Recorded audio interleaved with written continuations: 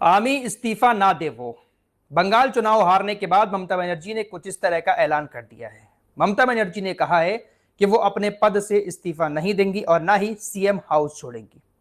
ममता बनर्जी ने कहा कि हम चुनाव जीत चुके हैं, धांधली करके बीजेपी इस चुनाव को अपने नाम करना चाह रही है, इसलिए ना तो मैं राजभवन जाकर राज्यपाल को इस्तीफा दूंगी और ना ही सीएम हाउस छोड़ूंगी।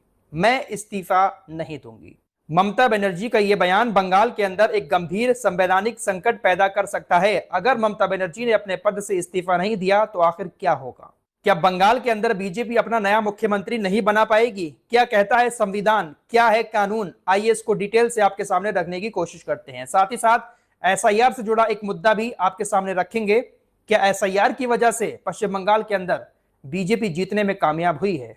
असदुद्दीन ओवैसी ने अब क्या कहा है, खासकर मुसलमानों से, ये बात भी आप लोग सुनकर जाना। ममता बनर्जी इस्तीफा ना देने की जिद पर अड़ चुकी है। संविधान क्या कहता है? भारतीय संविधान के मुताबिक अगर कोई मुख्यमंत्री किसी पद पर है और उसके 5 साल पूरे हो चुके हैं तो नई सरकार बनने के लिए उसको अपने पद से पहले इस्तीफा देना पड़ेगा।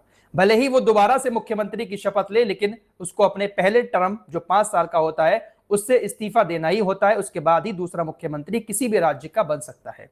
ममता बनर्जी को अपने पद से इस्तीफा देना पड़ेगा। अगर ममता बनर्जी अपने पद से इस्तीफा नहीं देती हैं तो सरकार बनने में थोड़ी देरी हो सकती है। हालांकि ऐसा नहीं है कि अगर पद से इस्तीफा नहीं देंगी तो सरकार दूसरी नहीं बनेगी। भारतीय संविधान के अनुच्छेद 164 के तहत मुख्यमंत्री का सिलेक्शन राज्यपाल करते हैं। बाकी जो मंत्री होते हैं उसका सिलेक्शन राज्यपाल और मुख्यमंत्री की सलाह से किया जाता है।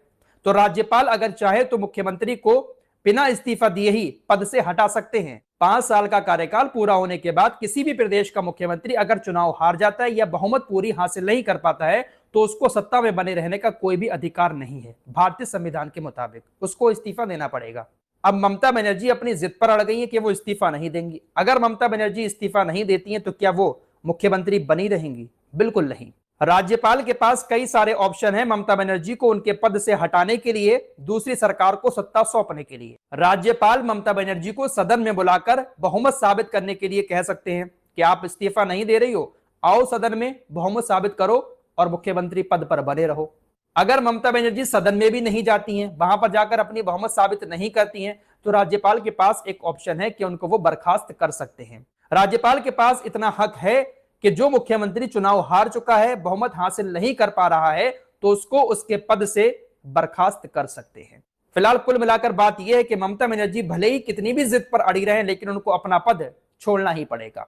इन तमाम बातों के बाद भी अगर ममता बनर्जी अपनी जिद पर अड़ी रहती है और वो सीएम हाउस नहीं छोड़ती हैं, तो फिर सुरक्षा बलों का सहारा लिया जा सकता है। अगर राज्यपाल ने ममता बनर्जी को उनके पद से बर्खास्त कर दिया तो ममता बनर्जी को अपना सीएम हाउस छोड़ना ही पड़ेगा। इस वक्त वो जहां पर रह रही हैं, अगर वो नहीं छोड़ती हैं तो कानून व्यवस्था बनाए रखने के लिए सुरक्षा बलों का सहारा भी लिया जा सकता है। यानी सीधी बात यह है कि ममता बनर्जी को कानून के सहारे, कानूनी रक्षा बलों के सहारे सीएम हाउस से निकाला जा सकता है। भारतीय राजनीति के इतिहास में ऐसा पहली बार हो रहा है कि जब कोई मुख्यमंत्री चुनाव हारने के बाद अपने पद से इस्तीफा देने से इनकार कर रहा है। लेकिन कितनी भी जिद पर अड़ी रहे ममता बनर्जी, इस्तीफा तो देना ही पड़ेगा। इस्तीफा नहीं देंगी तो राज्यपाल के पास इतना हक है कि वो उनको उनके पद से बर्खास्त कर सकते हैं, क्योंकि ममता बनर्जी बहुमत साबित नहीं कर पा रही है। आइए अब असदुद्दीन ओवैसी की बात कर लेते हैं। असदुद्दीन ओवैसी ने पश्चिम बंगाल के अंदर जो एसआईआर हुआ था उसको लेकर कई सारे सवाल उठाए हैं। ओवैसी ने कहा कि एसआईआर की वजह से कहीं ना कहीं पश्चिम बंगाल के अंदर ममता बनर्जी को नुकसान हुआ है। हालांकि जनता ने जब उनको नकार दिया है, बीजेपी को चुन लिया है, तो जनता के फैसले का उनको सम्मान करना चाहिए। असदुद्दीन ओवैसी ने मुसलमानों से कहा कि देखिए, अब वक्त आ चुका है कि राजनीति में मुसलमानों को अपनी आजाद लीडरशिप बनानी चाहिए।